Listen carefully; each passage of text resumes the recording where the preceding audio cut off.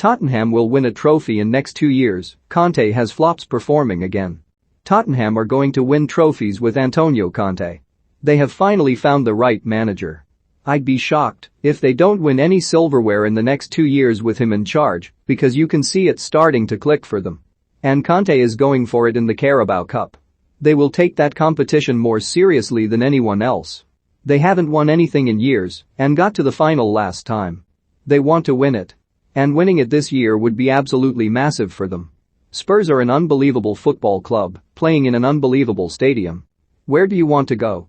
The players have woken up and smelt the coffee. Conte just gets that winning mentality. They needed someone like him to come and kick them up the backside. You can see already what he's brought. Players fight for him. I think it's exciting times for Spurs. That game against Liverpool the other day was mind-blowing. You didn't want it to end. And then they follow that up with a big win in the cup against a good West Ham team.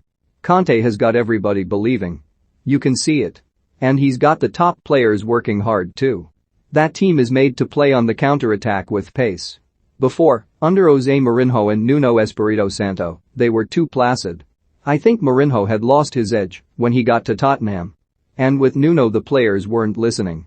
Who do you believe will reach the Carabao Cup final and win the trophy? Let us know in the comments section. But when Conte talks, you listen. I can see that at Tottenham now. The players are buying into the manager.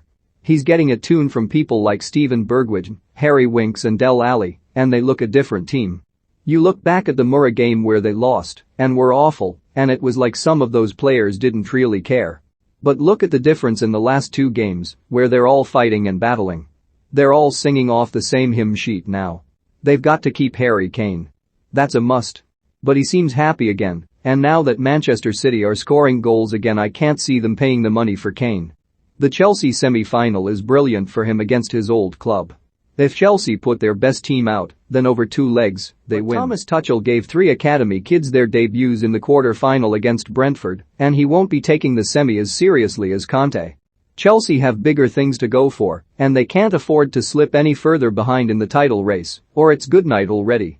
This is a massive chance for Spurs to get to the final, and in a one-off game at Wembley anything can happen.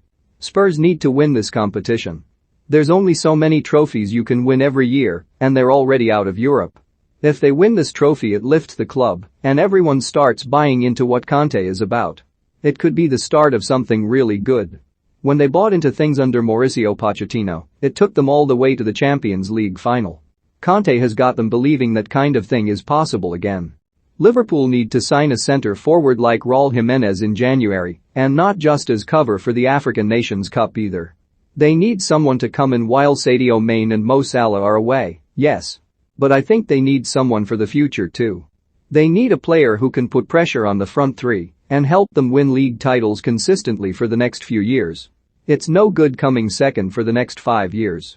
Diogo Jota and Roberto Firmino are very good players, but I still think they need a proper centre-forward, and if they brought in Jimenez he would play. He wouldn't need to play every week, but he would get game time. Liverpool play so many games a season, and he could give them something different. He's a bigger version of Firmino who scores more goals. He can come short and has that vision. And he has played with Jota enough times at Wolves. I think he ticks the boxes. I think it's a nice signing that he would come in and not kick up a stink if he isn't playing every week. That's what they need. Burnley will stay up if Max Cornet comes back fit and firing. I never usually get worried about them, but I'm starting to this season. They are relying on Cornet so much. When he was in the team it felt like they were all waiting for him to do something. Then he got injured, and they haven't looked like winning many games. The gap is getting bigger, and they're 3 games behind now because of COVID postponements. But Cornet is the X factor. He's got that ability to something out of nothing, and if he gets fit and stays fit, I don't see Burnley going down.